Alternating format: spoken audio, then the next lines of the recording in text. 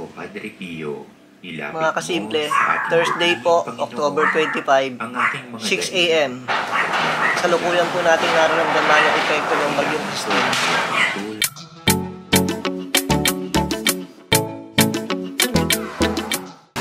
Kami, tayo natin to.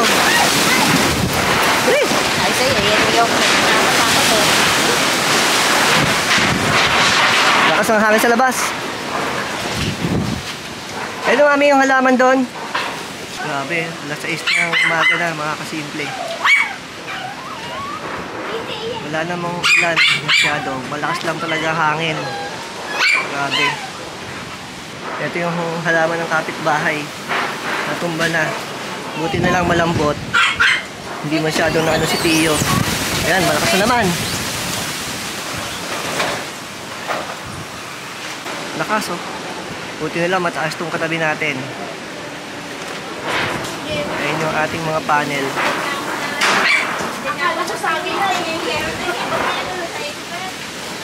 Ayun yung sa kapitbahay. Lagi yan. Oh. Yung sasakyan ng kapitbahay natin, oh, nasira na yung cover sa lakas ng hangin. Hindi nga eh. Alam mo naman ako pag ako lang.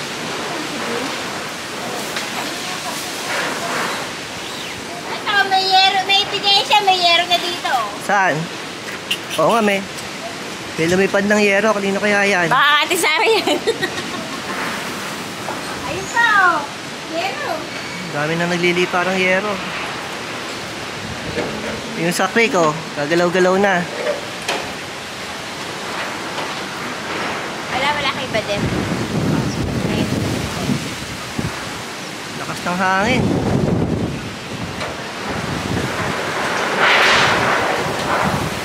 Tara, baka may lumipad na yero. Kaya kayo kumasta na ano pag Brown out po kanina pang madaling araw, mga kasimple. At ang ating power station ay yan, 41%. Buti may natirang charge. Kasi ilang araw nang walang araw. Mga 2 araw na yata. Kaya, yan, buti may ilaw tayo dito. Kahit papano. Medyo humina-hina po ang hangin, mga kasimple. Salamat naman. Labas lang kami at bibili kami ng pandesal. Saka cellphone. Cellphone. Saka cellphone daw. Ayan, pabili mo ng cellphone yan. Yan. Bawal. Labas lang kami, mga kasimple. Habang medyo mahina-hina ang hangin at sana ituloy-tuloy ng humina. Buksan lang natin tong gate, mga kasimple, para mailabas yung e-bike. Ayan, yung kotse ng ating kapitbahay. Oh. Umalat na dito yung trapal. Ayan si Kuya JR. Siya muna driver ngayon. Kasama si Bunso.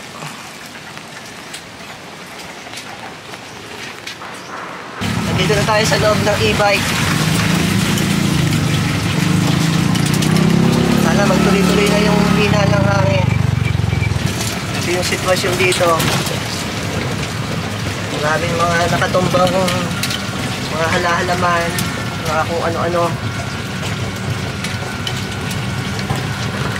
Yan, ang daming nagkalat ng mga dahon-dahon.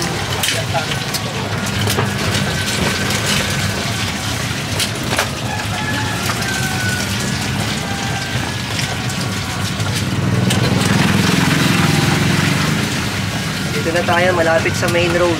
Ano yan? Nakatumba na yan. Halaman yun, no? Lang.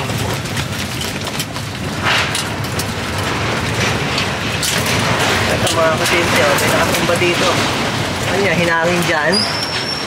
Ayan, no? Medyo umuulan-ulan ng konti at may hangin pa rin. Kaya hindi natin tinanggal yung trapal. Protection na rin natin to. Ayun na si Kuya JR. Nakabili na ng pandesal. Meron na tayong breakfast. Doon ka na duman dyan sa kabila. Doon tayo mikot. Ito, oh. Tumba dito. Ayan, oh. Nilipad yata. Ito pa. May mga sasakyan pa naman dito. Ayan, oh.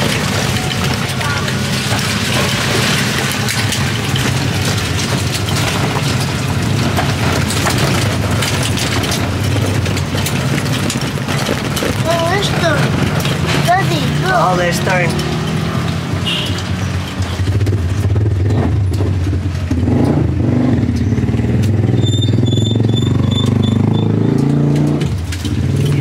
Mercury din mga kasimple.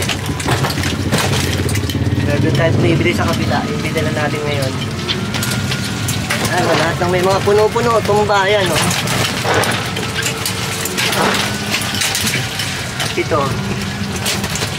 Kung okay naman.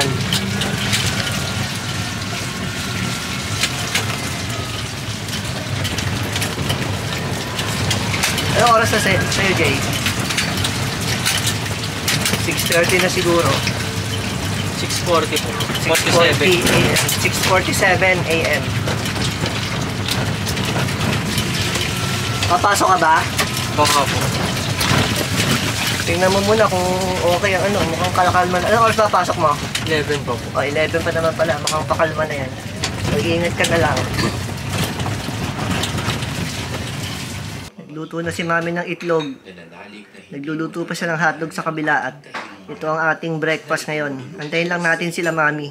Breakfast muna tayo mga kasimple. Antayin lang natin yung sardinas. Ngayon lang ulit tayo makakain ng sardinas at pandesal. Ako si Kuya. Baka basahan ka lang. Bakit? Dali. Susubo na lang, nalaglag pa. Dali. Andun sa lababo. Baka basahan. Dali. Sa lababo. Sabi mo dyan. 20 minutes later. Every single watt counts sa mga ganitong panahon mga kasimple. Lalo na ganitong brownout at panahon ng bagyo. Sa ating River 2 Max ay 12 watts ang input. River 2 Pro ay 14 watts. At sa ating Delta 2 ay 32 watts. Sana kahit papano ay makapag-harvest tayo ng maganda-ganda ngayong araw. Para meron tayong pang backup. Kasi hindi natin alam kung anong oras magkakaroon ng kuryente.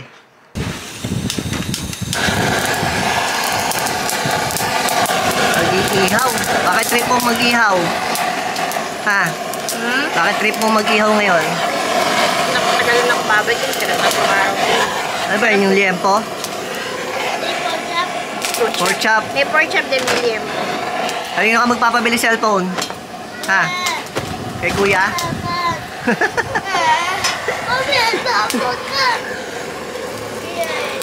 Nag-iihaw daw si mami ng pork chop. Ng ano? Pork chop ba liempo? Pork chop, Liam.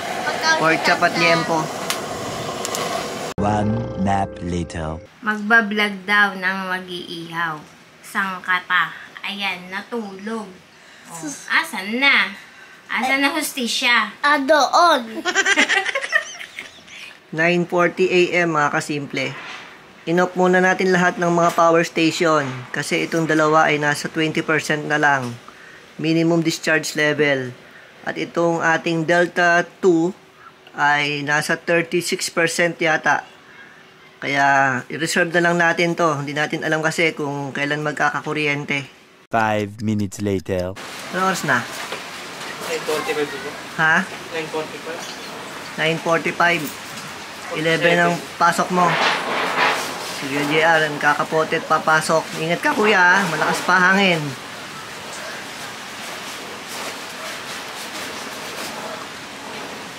Tapos na sa pagpasok sa school, pagpasok naman sa work. Kahit medyo bumabagyo, kailangan na mag-ingat. Medyo pawala na yung hangin. Ang pumalit naman ay ulan. Ito yata yung tinatawag na parang buntot na lang ng bagyo. Pero yun nga, medyo maulan talaga. At yan, makulimlim ang kalangitan. Wala nang harvest ang ating mga power station. Kaya inop muna natin kanina.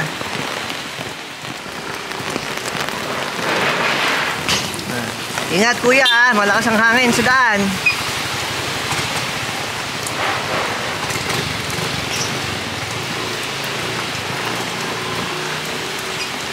Nakaalis na si Kuya JR. Wala rin signal ang mga cellphone, mga kasimple. Ang lahat ng network yata, walang signal. Daddy yan. Wala rin tayong internet kasi inop na natin yung power station. Pero kung kanina na naka-on yung power station at naka-on yung router, may internet tayo. 10:05 a.m. mga kasimple. Pag ganitong panahon, yan, tulad ngayon, Walang signal ang lahat ng network ng cellphone. Tapos, brown out. Walang internet. So, ma-appreciate mo yung nature talaga. Kaya talagang importante na pahalagahan natin ng kalikasan. Di ba, no, Mami? Oo. At saka si Tob Tob. Kaya ikaw, Toby, huwag kang magtatapa ng dumi sa kalsada, ha? Dumi sa kalsada. Huwag kang pupupo sa kalsada. Toby Tob. So yun mga kasimple, kahit tayo ay naka-off-grid, may kuryente tayo, may yung ibang mga kasama naman natin, o mga kakilala natin, eh wala rin, parang medyo dun mo makikita na ang kalikasan talaga ay nilikha ng Panginoon para sa lahat, hindi para sa ilang tao lang. Di ba, no, Mami? Opo. Kaya pangalagaan natin ang kalikasan at ang lahat ng kung ano man ang meron tayo dito sa mundo.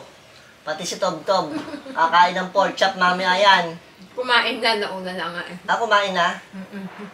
Ako din. Ayun, antay-antay lang tayo mga kasimple, maaga pa naman. At sana medyo gumanda na yung panahon pahapon. At si Christine ay tuloy na lumabas ng Pilipinas. 12:28 PM na mga kasimple. Malakas naman ang ulan ngayon. Sabi, sana tumigil na. Ayan po mga kasimple. Grabe, ang lakas naman ng ulan. May hangin pa. Yan pa rin yung sa kapitbahay natin na maingay yung yero mga kasimple. Hindi naman natanggal pero kaninang madaling araw pa yung ganyan. 1 hour later. Inan muna natin tong River 2 Max mga kasimple. Tapos sinet natin sa 0 yung discharge limit. Para pag nag-0 yan at nagkaroon ng kuryente, ay i-charge muna natin sa AC outlet. Isa ring way yon para ma-maintain yung kanyang battery. Minsan dapat daw ay pinupuli discharge tapos i-charge mo agad na 100%. Tinurn on muna natin tong ating router para magkaroon tayo ng internet. Doon nakakabit sa River 2 Max. Meron po tayong 4 hours bago siya ma-fully discharge gamit ang ating router. Ayan po mga kasimple, may internet tayo. At salamat naman at kahit walang signal ng cellphone ay may internet pa rin. Mag-check na ni Mami kung nag-chat si JR. Ano sabi? Nasa work na daw siya. Salamat naman at nakarating ng maayos ang aming kuya sa work. Ang bagong journey ng aming kuya. Tapos na mag-aral, nag-work naman. Kahit ganyang masama ang panahon, ay pumasok pa rin ang kuya namin. 2 hours later. Yung ating router ay nilipat natin muna dito sa Delta 2. At currently, medyo malabo. Nasa 35% po yung main unit. At 32% naman yung extra battery niya. Ito naman pong River 2 Max ay 11% na lang. Hindi na po natin ginagamit yan. Tapos 15% na lang din tong River 2 Pro. Pareho po natin hindi ginagamit yan.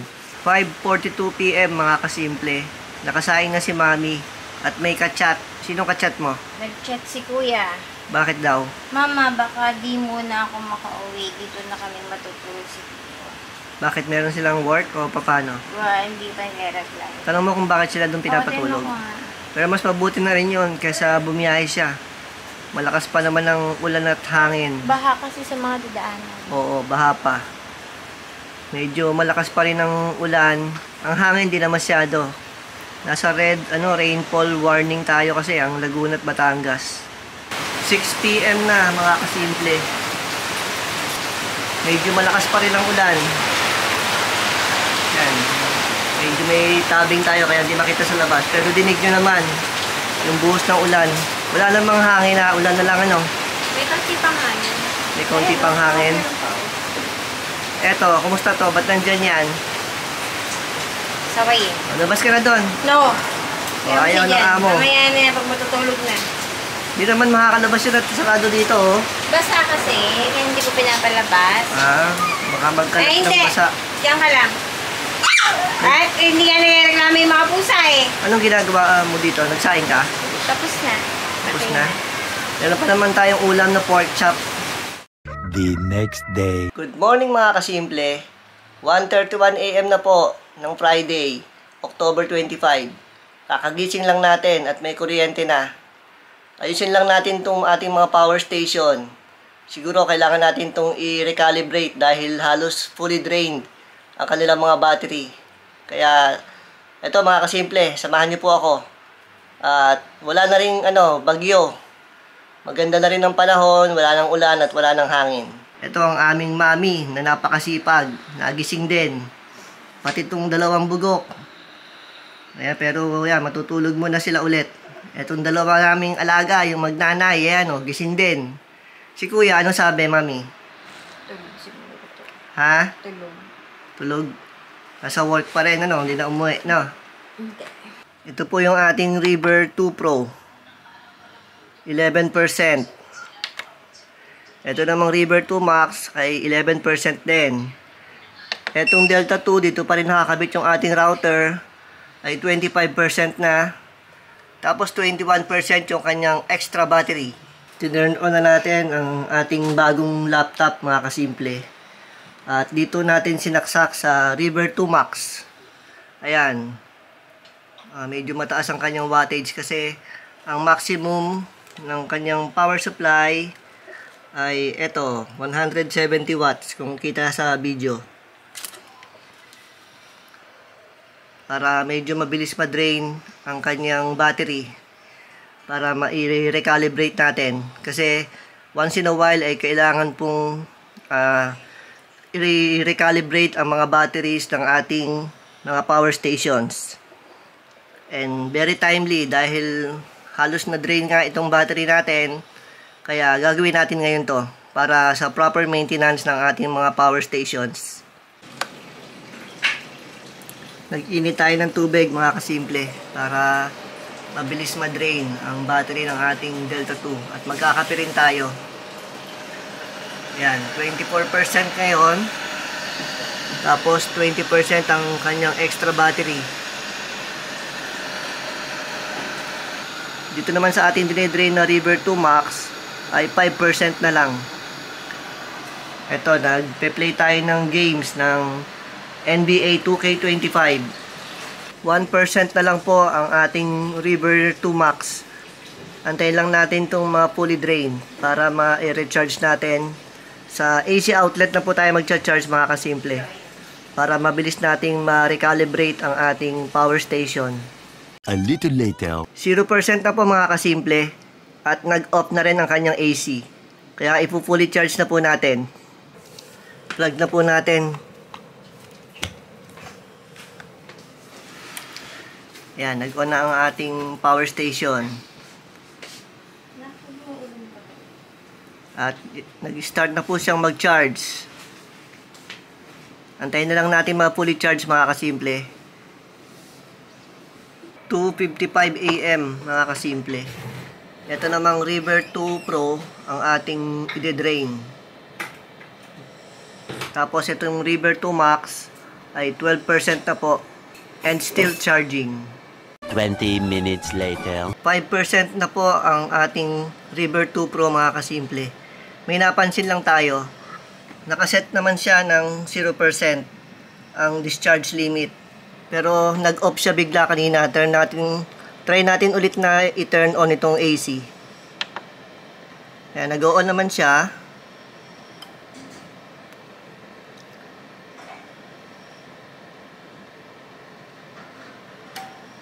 Hindi na niya kayang supplyan ng power. Siguro i-charge na lang natin sa AC. Full charge na lang natin.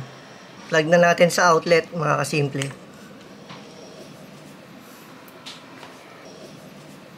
Nag-on na po siya. At 5% pa rin. And nag-start na po siyang mag-charge. Ito namang River 2 Max ay 53%.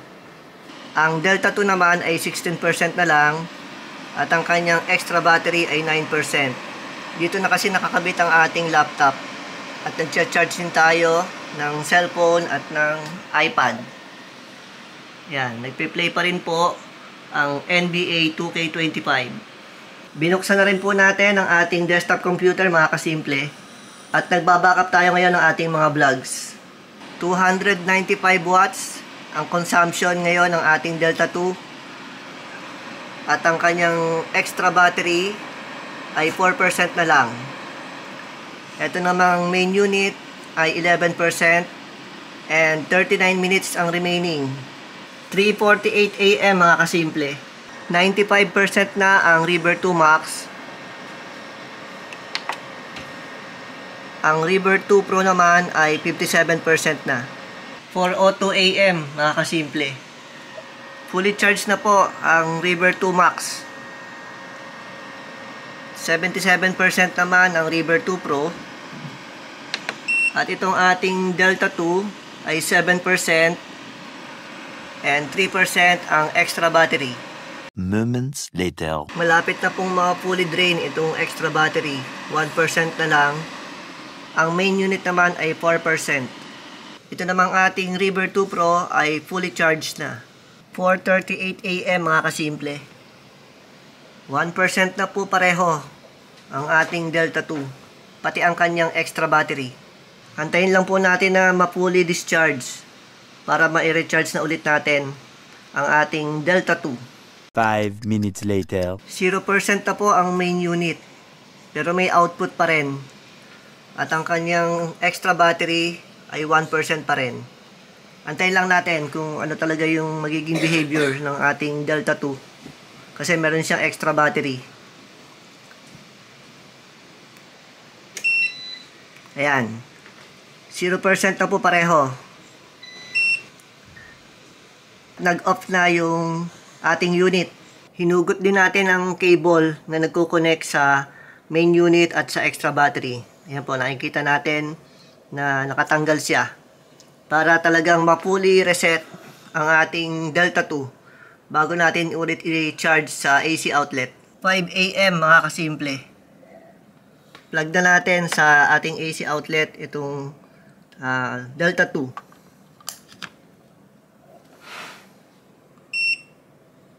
Yan. Charging na po. At nag-on na rin ang kanyang extra battery.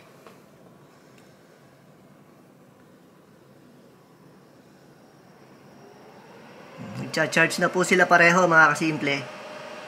Approximately mga 2 hours yan. So mga around 7 AM dapat ay fully charged na po sila pareho. Habang nag-charge tayo ng Delta 2 ay meron ding isang abalang-abala dito. Tingnan natin kung anong ginagawa nito. Aba, ang agang naghabi ng aming mami. Hindi na makatulog eh. Hindi na makatulog, no? Sayang oras.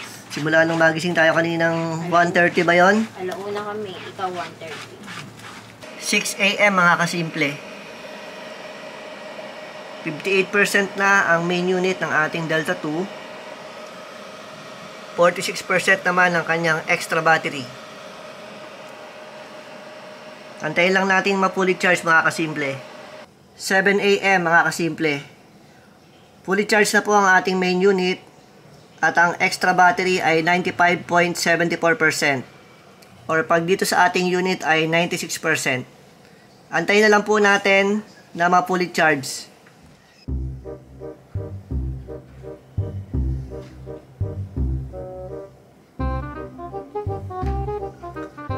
Full charge na po siya mga kasimple. 7:02 AM. Yan, 100% na po pareho ang main unit at ang extra battery. Ang River 2 Max po ay 512 Wh.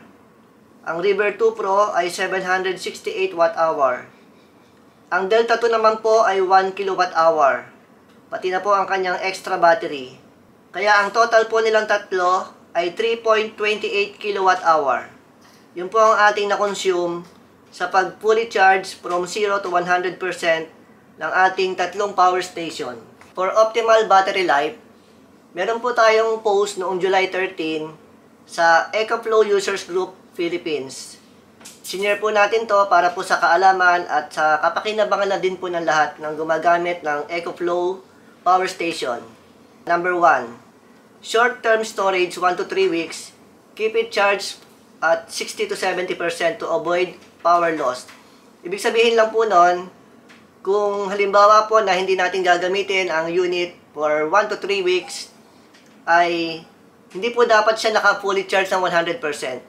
Dapat at least po mga 60 to 70% lang para po ma-maintain yung kanyang battery life na At mapakinabangan po natin to ng matagal na panahon. Number 2 po, if it is charged 100% all the time, it do not hurt the battery but it will age the battery faster. Ibig sabihin lang po, yung kanyang battery life ay hindi natin mapapakinabangan ng ganong katagal. Nag-age siya ng mabilis. Ibig sabihin, siguro yung wear and tear niya ay nadideplete agad yung life ng kanyang battery. Number 3, for long-term storage, 6 months or so, without using the unit, discharge your unit every 30 to 60 days. Discharge to 30% and recharge back up to 60%.